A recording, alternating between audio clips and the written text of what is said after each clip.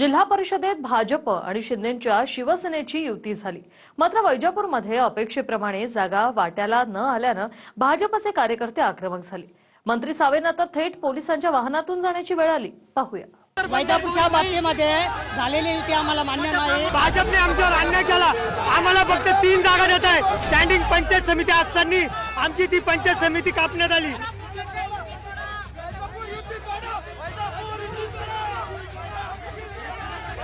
हा राडा छत्रपती संभाजीनगरचा आहे। जिल्हा परिषदेत एकूण 63 जागांपैकी 11 जागा सोडून 52 जागांवर भाजप आणि शिंदेंच्या शिवसेनेची युती झाली। पण वैजापूर सर्कलमध्ये 8 पैकी भाजपची 5 जागांची मागणी होती, त्यापैकी भाजपच्या वाट्याला 3 जागा सुटल्या। त्यामुळे वैजापूरचे भाजपचे स्थानिक कार्यकर्ते आक्रमक झाले।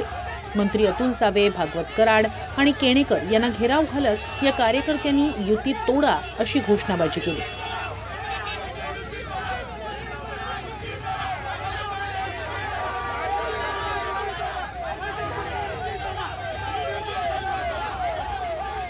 वैजापूर तालुक्यामध्ये आम्ही आता नगरपालिका लढलो।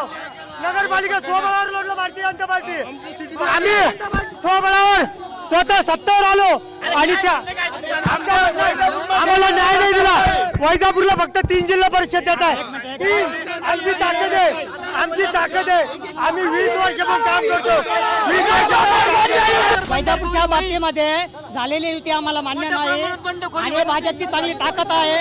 एक तर पक्षाला आमची विनंती आहे, एक तर मैत्रीपूर्ण लढत करावी, नसता कृषी उत्पन्न बाजार समिती संचालक ज्ञानेश्वर पाटील जगताप यांच्या नेतृत्वात आम्ही विकास आघाडीची घोषणा करत आहोत।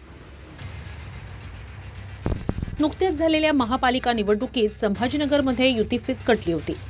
त्याचा जबर फटका शिंदेंच्या शिवसेनेला बसला, तर भाजपनं स्वबळावर बहुमत मिळवलं। आता जिल्हा परिषदेत पुन्हा एकदा हे 2 पक्ष एकत्र आले आहेत।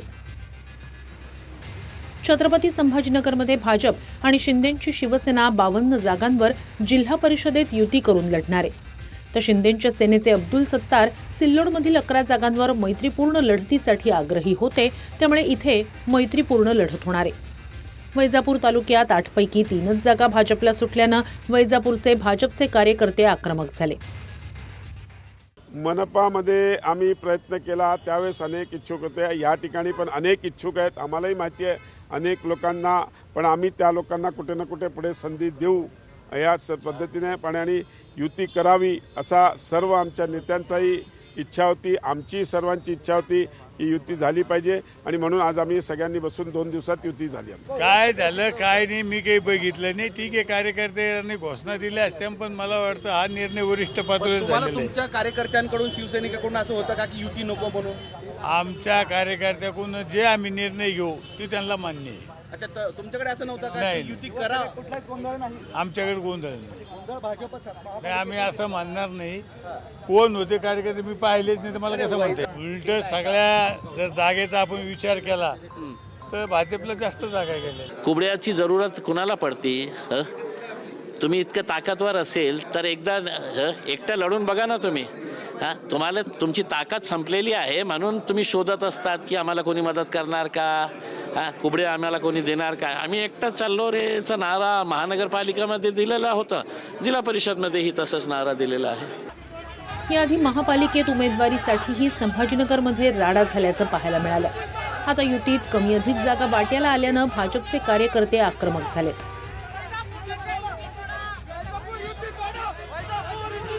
अखेर मंत्री सावेंसह इतर भाजप नेत्यांवर पोलिसांच्या गाडीत बसून निघण्याची वेळ आली।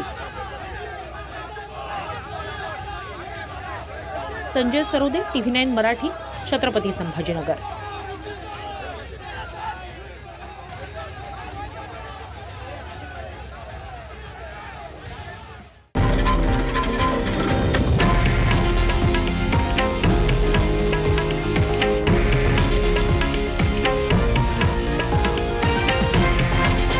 हे आहे देशातील नंबर 1 न्यूज नेटवर्क आणि आपण पाहत आहात TV9 मराठी, एकमेव।